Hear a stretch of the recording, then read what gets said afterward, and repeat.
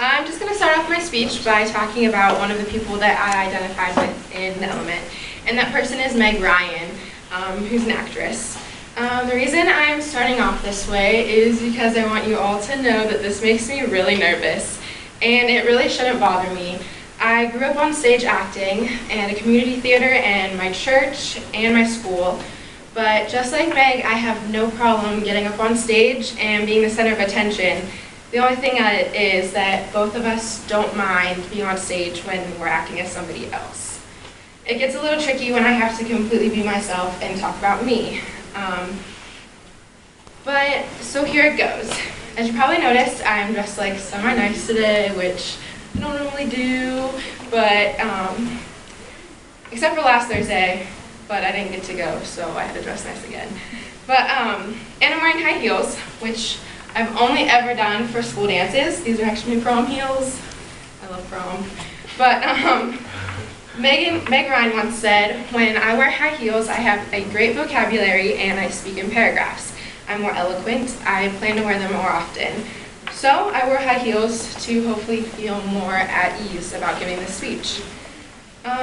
So I chose liberal arts because really there was no other choice for me. The expectations my mom has always put on me are really high, and there was really no option besides going to a liberal arts school and get my bachelor's degree, and I'll probably eventually go get my master's degree in something as well. But the good news is that I love it here, and the idea of a school that gives me options to take a wide variety of classes. Honestly, I've always loved school. It seems kind of nerdy, I know, but it's the truth. I always got good grades, and yes, B is for bad, but that might change in college, we'll see. I never really had a hard time keeping up with my GPA. Schoolwork just came naturally for me, but I also never felt like I was extremely smart or really extremely anything, for that matter. Reading Element and hearing all the stories of all the talented people who weren't that great at school but went on to do amazing artistic things started to make me feel inferior. I can't dance. That's about as good as I got. My singing is terrible. You could ask my roommate about that one, she'll tell you. And I have one masterpiece drawing. Do you want to see it? Yes. You gonna recreate it? Little circle, big circle, little circle, big circle. Half circle, big circle. W-W-E-E-E. It's a piggy. It's a piggy. I like that last So yeah, the point is that I don't really have a huge artistic side of me. I've always fit the perfect mold for a student in the education system. Not necessarily like super proud or thrilled of that, but it just is what it is. Another thing I have troubles with as a new college student is describing who I am. I competed in the presidential scholarship competition here. I didn't win, which sucks because it's really expensive here, but whatever. And but it was a good experience, and I'm glad I got the opportunity. The reason I bring this up, though, is because when I was preparing for my interview, I kept coming to the possibility of the question, "Can you tell us a little bit about yourself?" to come up.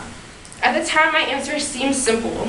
Well, I was involved in so many things in high school, including National Honor Society, student government, drama club, Interact, volleyball, basketball, prom committee, yada, yada, yada.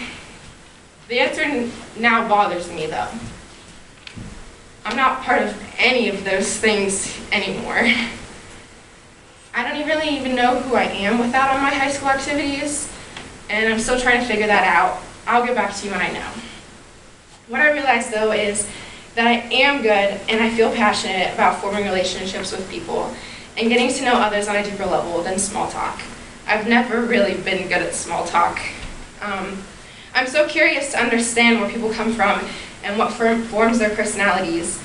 I genuinely want to know things that make people happy and things that people are afraid of and everything in between.